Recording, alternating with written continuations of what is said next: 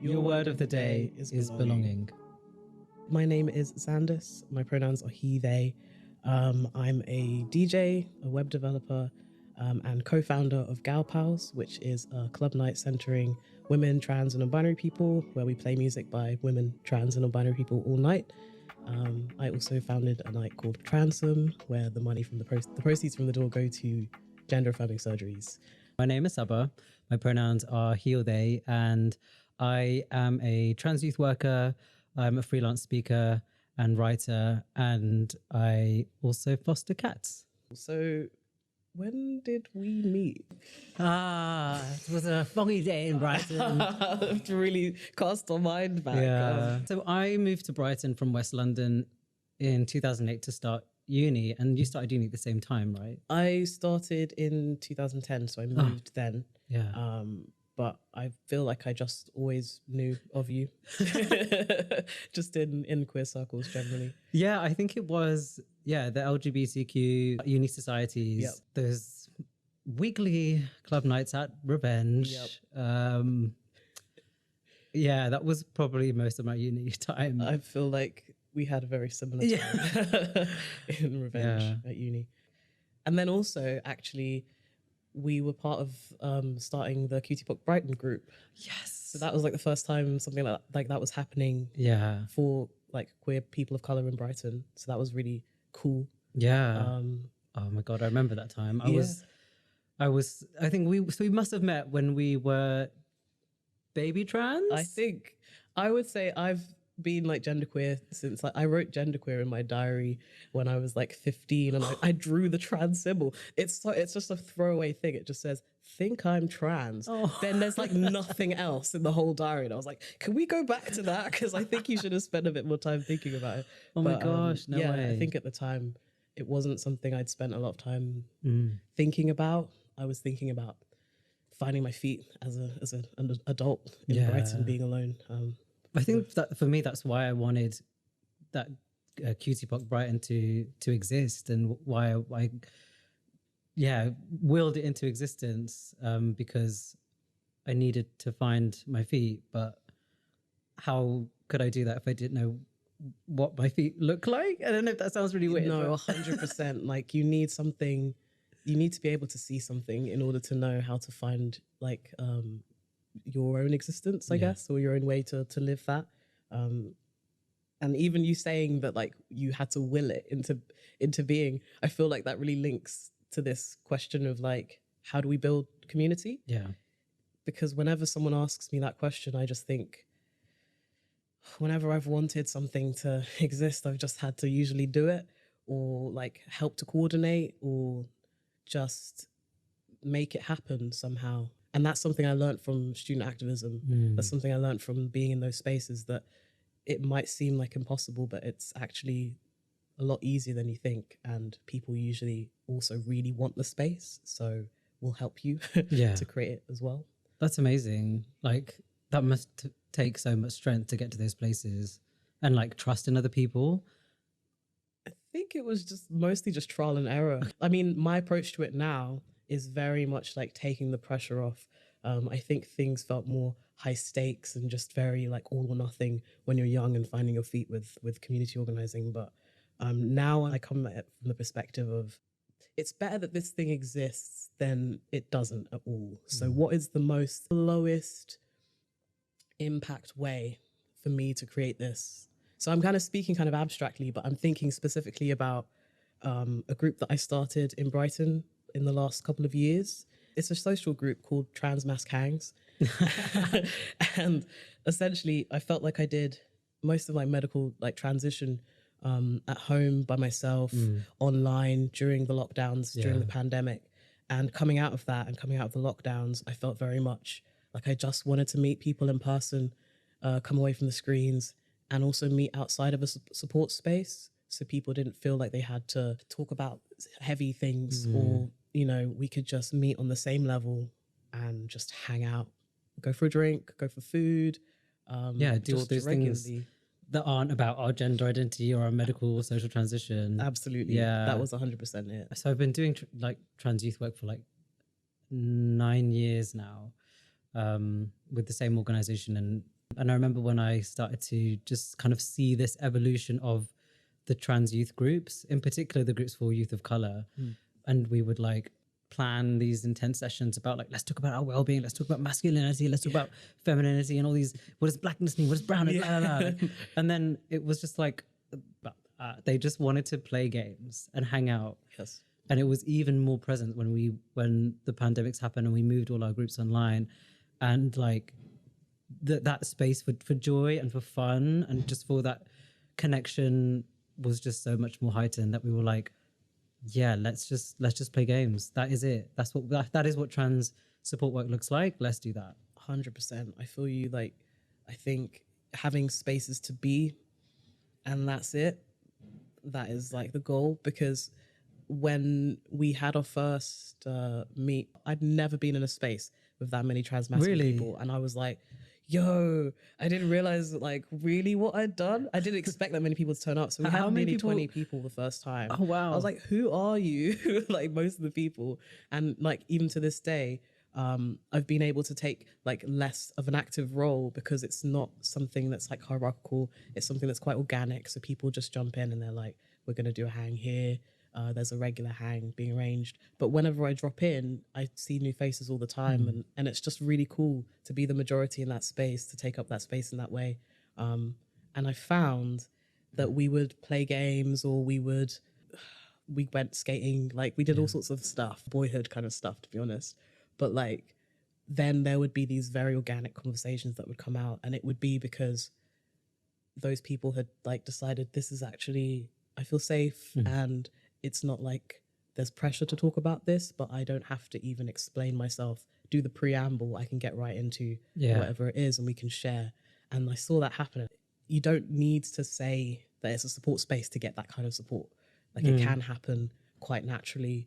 And that's something that was really cool about like having that space. It's like a new thing. Yeah.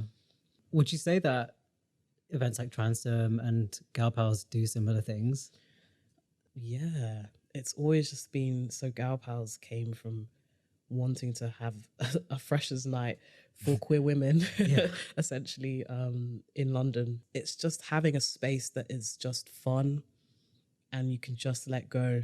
That's it. Like all I ever try to do when I put on nights or when I play is just facilitate a space where people can just have a good time. And it's like very unpretentious. I feel like it's not about what you're wearing. It's not about who you're there with. A lot of people come by themselves and have the best time. And I don't know how you've done it, but you do that so well. Like I know so many friends who you know will go by themselves and they'll have a great time and they know they're safe there. And I know, like I was trying to ask myself, like, how do you build community space? And I don't know what the kind of recipe is, but there are certain things that you do, like there's a culture you've created and it's like this ethos. Like I know you have like also like an agreement, not I wouldn't say rules. Yeah, we've got policies. Yes. Yeah, and we have support as well from like official welfare people who are very like well trained in that now. That's amazing. Yeah, it came about quite organically, but it's those things that you recognize your audience or you know your community is saying we need this, so it's like, well, let's try this. We've never been in a club that does this, but why not? Yeah.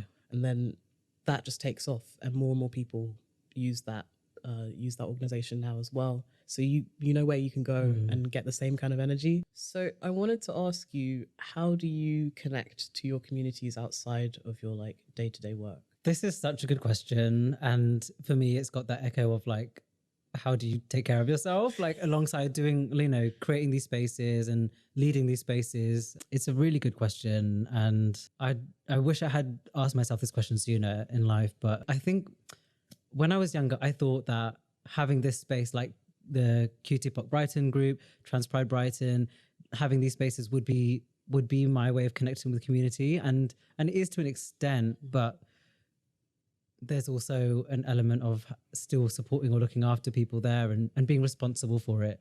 And actually Trans Pride Brighton it was never the experience that my friends had. Not in any negative way. It was just a different experience because I'm like overseeing a whole event, and you probably feel the same way when you're at your nights and your events as well. So I started to realize, okay, if I want to have that connection and feel that same pride or have that joy or being able to dance and not have to run to the next thing, I'm going to have to really try and make an effort to make that happen for myself and care about myself as well and put that first. So back to the question, which I'm obviously avoiding answering.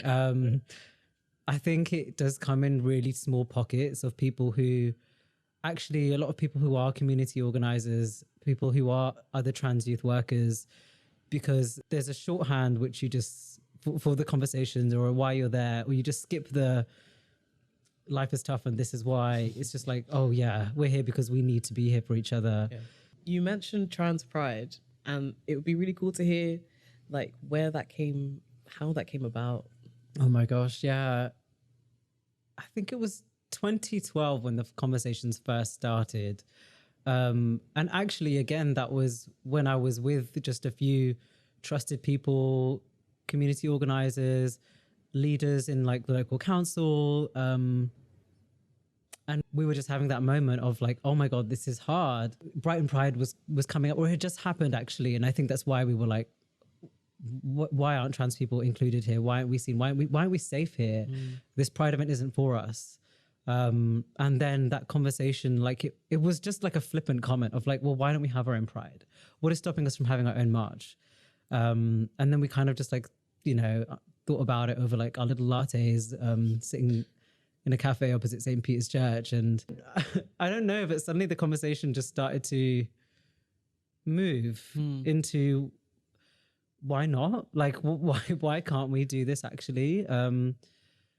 And because of the positions that we were all in, we were all very lucky in the sense that we had connections to other community members. And I think that's what when I think about community as well, it's like, it's not a single thing.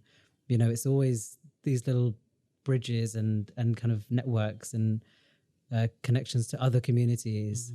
And because of that, it just was able to happen really quickly, really easily, like funding, applications, licensing, security. Like it was beautiful. And I think that really showed me actually there's so many people who want to make this happen, not just trans people, but the people who love trans people, cis people, allies, however you want to call them, everyone wants to make this happen. And it was from that kind of desperation of like, we need to be seen. I need to be seen.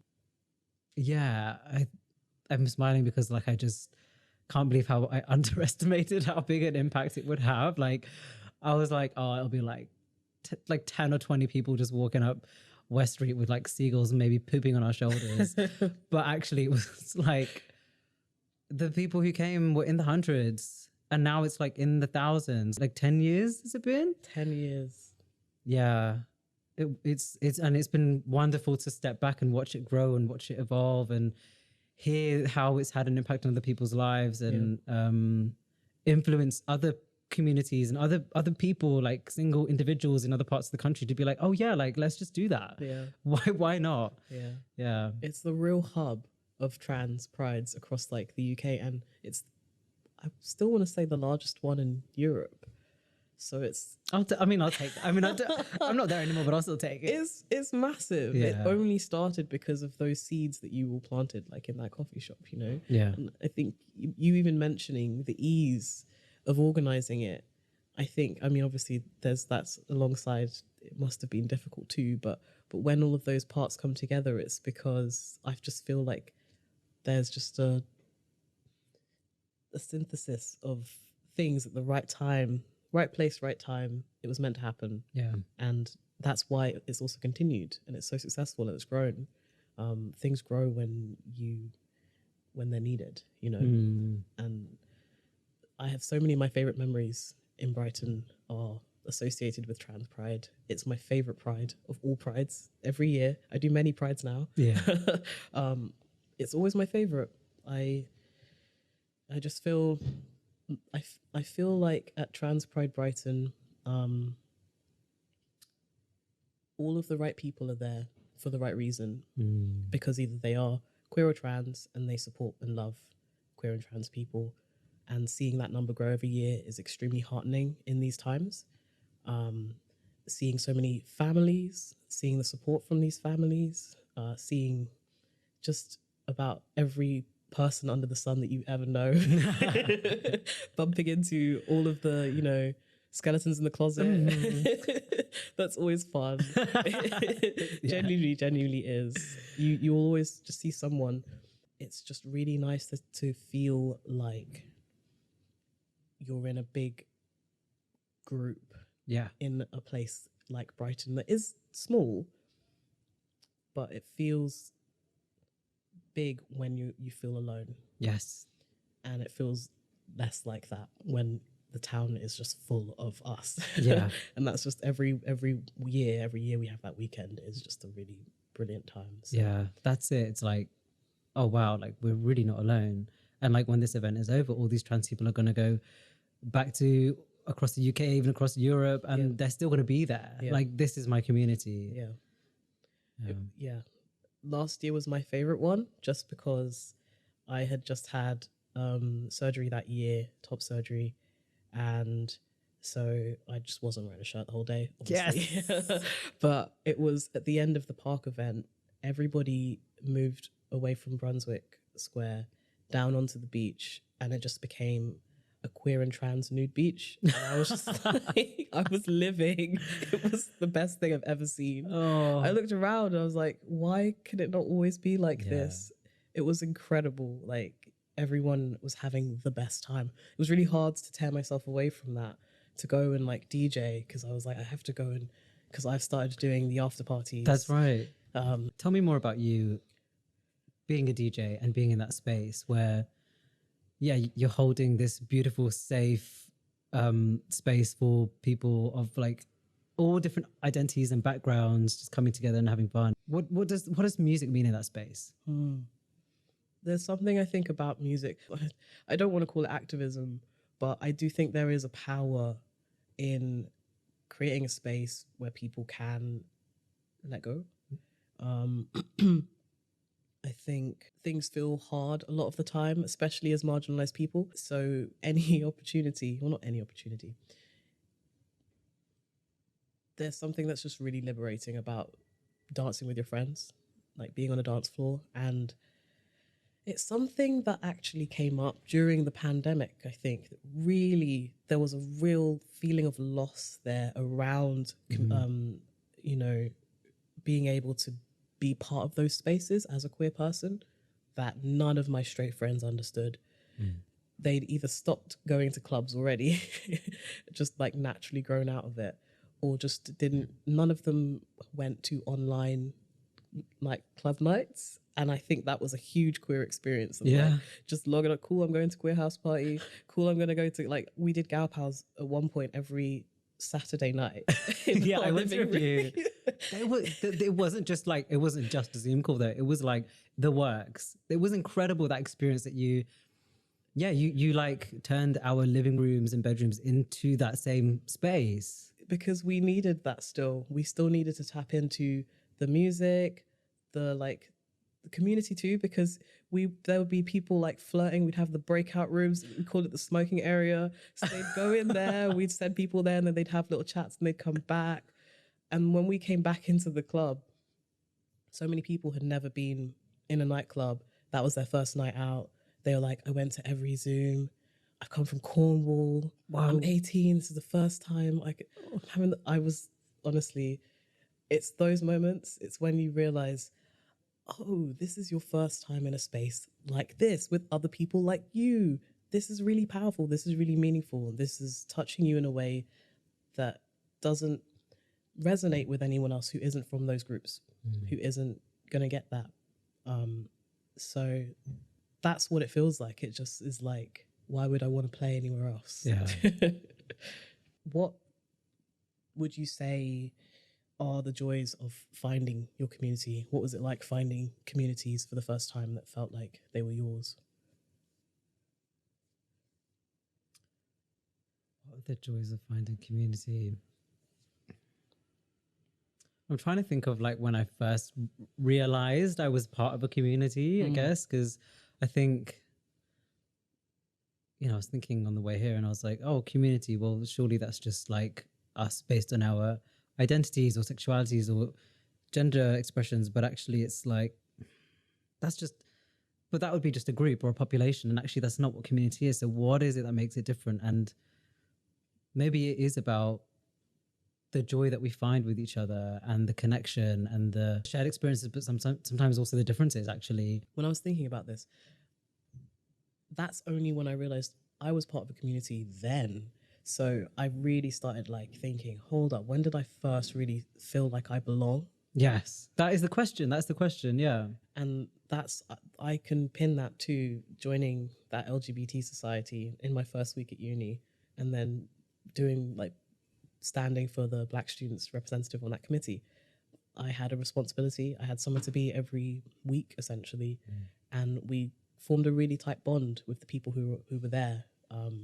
And I felt like part of something. Yeah. It's really important as a person to feel belonging in that way. Yeah. I remember being part of the Brighton Feminist Collective, but I think I had a tough time in Brighton because I think when I found a place in a community like the Brighton Feminist Collective or LGBTQ society, I think I very quickly realized that the differences between our experiences here is actually too great.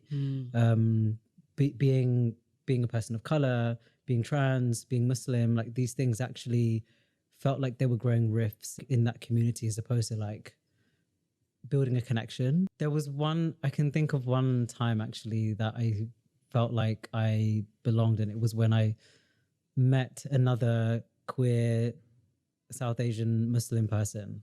We're really good friends now. And I think that's when I realized, I need to be part of this community. I need to find this community and immerse myself into it. So that's what I did. And I think it's hard for me to answer because my community is my friends around me, like the people around me. Yeah. And actually it's kind of slowly curated over the years that these are the people who reflect me and understand me and empower me as well. For me, community feels, I don't like the word community as a geographer. I prefer communities. Yeah. So it's just recognizing the way that we interact with spaces and groups and people over time. It's amorphous, it's messy, it's transient. It just kind of shifts and changes. And we are not a monolith. Yeah, we're not a trans community, we're trans communities. Absolutely, because there are so many different groups within that, and there are Venn diagrams with other groups. Even when you were mentioning building Trans Pride Brighton, all of the different kind of communities the people were involved in, it's the same thing. It wasn't just the trans community, it was communities. Yeah. How do you think we can best support each other as humans within our communities? I get this question a lot, especially when I am doing public speaking and talking about like the experiences of being a trans person of color and being a queer Muslim. And I realized after a while that this is a question I'm going to get. I will answer the question. Yeah, you're very welcome. Take your time. But I will ask you to read my book first. No, I'll just tell you about this because I think it is also what we can do. I think to support each other is to read about how and to listen to trans people of color and trans people with marginalized voices, what we're saying and what we need. So I wrote this book called Supporting Trans People of Color, How to Make Your Practice Inclusive. And for me, it is a guide on doing just that and doing that in whatever community you're a part of and whatever role you play in that community. You know, I wanted it to be a book that's for community organizers, to teachers, to therapists, to mental health workers and healthcare workers. Because if you're working with people, then you're going to be working with us in some way. You're going to be reaching our lives. And this is why I think it is also such a hard question to answer, because it's how can we support other people? I think it's also a question about us. Like it's very much about who we are, like who am I? What experiences have I had that make me able to support other people or not? Like what are my biases? What are my blocks to being empathic towards someone? What is my privilege, and do I do I understand all of that and how that impacts other people? And what do I need as well, like to take care of myself whilst I'm doing all this? Where can I draw resources and energy, time and money from other people around me, so it's not just about me? So that's where the book starts. And there are some really great examples of inclusion work happening in our communities and for our communities in it as well. But yeah, I think, what was the question? How do we know? I mean, you kind of like nailed it there, to be honest, because it's just, how do we support each other? Yeah.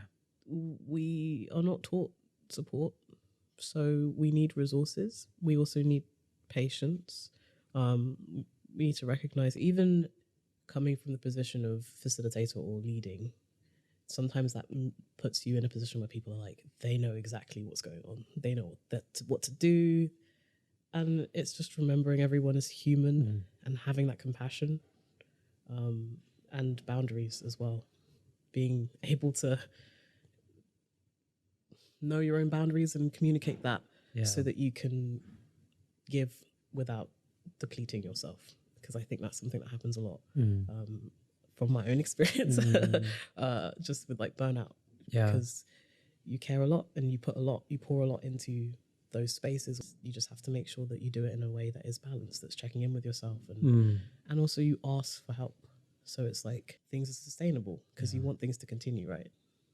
I think that's really great that you'll bring up boundaries, and because I feel like sometimes we feel like we have to give everything into a community or an event. So how do you look after yourself, and what are those boundaries you have to ensure that you can keep going?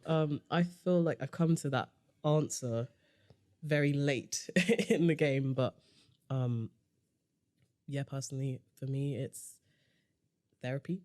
It's putting in lots of time for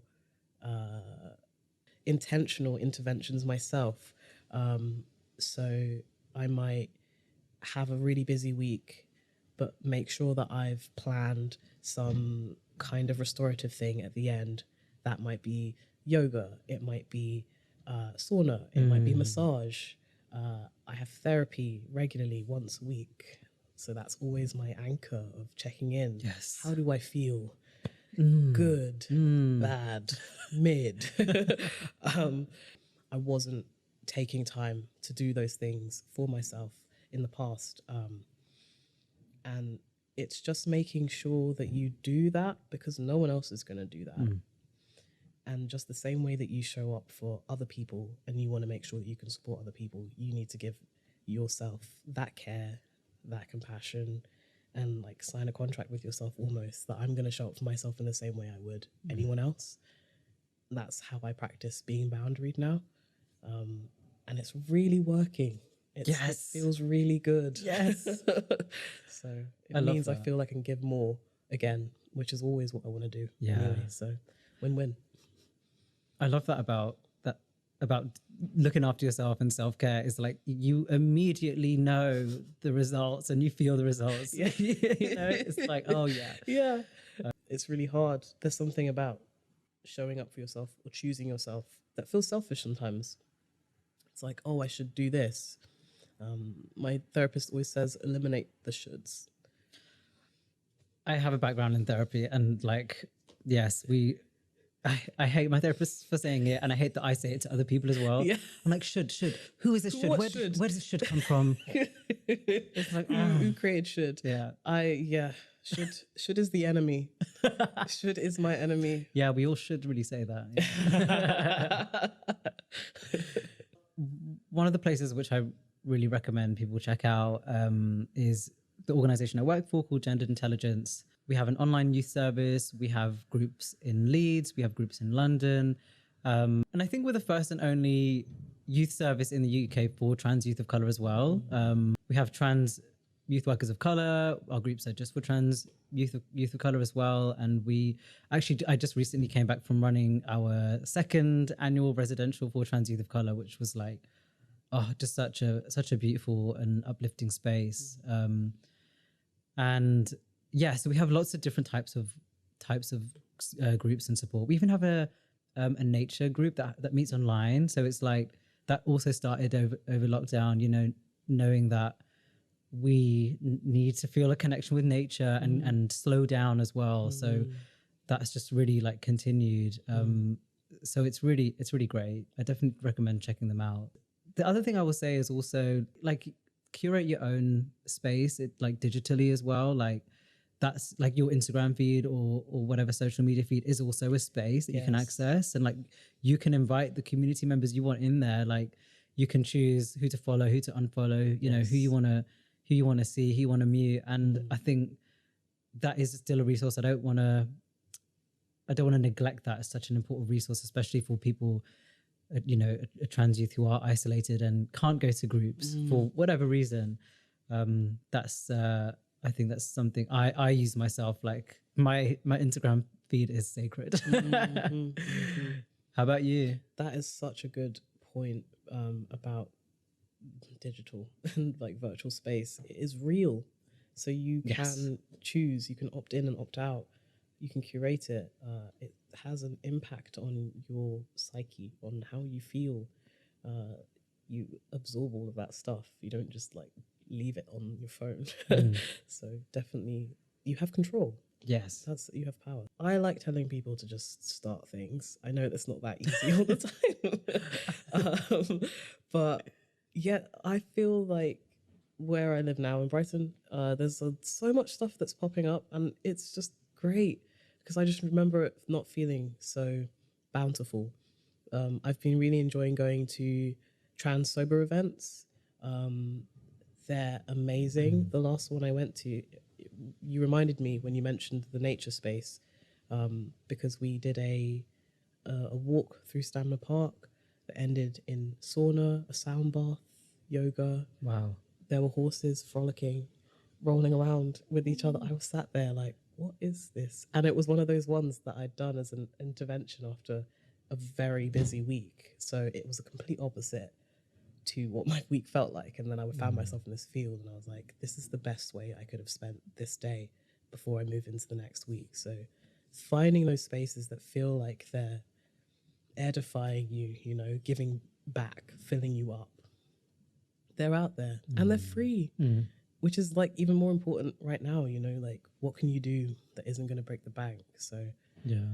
And also isn't just centered around dancing or drinking, because I mean, that's sort of my job, but also it doesn't have to be, it's not everyone's bag. So there's plenty out there.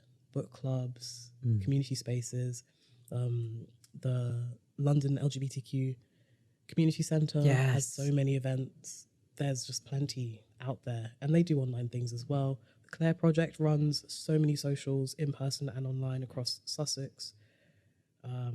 It's just, it's bountiful. So there's loads to get involved with. I think your advice about like, if you're looking for a type of support or a group, start it yourself. Like that's really been heard. I think that's why we're seeing such a rise of all these different kinds of events and really niche things. So as well. niche, I love it. I'm like, it exists for a reason. Someone is going to be happy that you did it because they'll be like, I love that thing. And you're so right. Yeah, I didn't realize I wanted to be around trans people of color doing this very specific baking item. I don't bake, but I do. There's probably baking groups out there. Yeah, I saw like an emo night specifically for queer people of color that's just started, and I'm like, yes, incredible. Oh my god, it was so good. What was it called? I'm Not Okay or something. Oh my god, it was too good. Brilliant. Yeah, so good. But it's like, I didn't realize I needed it until I went, and I'm like, my young like emo 15-year-old self with the Evanescence and Linkin Park posters on my vision really needed this. Living. Sabah, it has been such a pleasure just chatting with you, and just like feels like we just like caught up. Totally. Yeah. This feels like a really rare moment to just like slow down and reflect on like, okay, so what have we been doing for the last 10 years? Literally that. And it's one of those things as well, you get to do it alongside, you have, you know, contemporaries, people who you see and you grow with. And I love that. And we're part of a network of people like that. So thank you so much. No, thank you so much. Having a lovely chat. Appreciate it.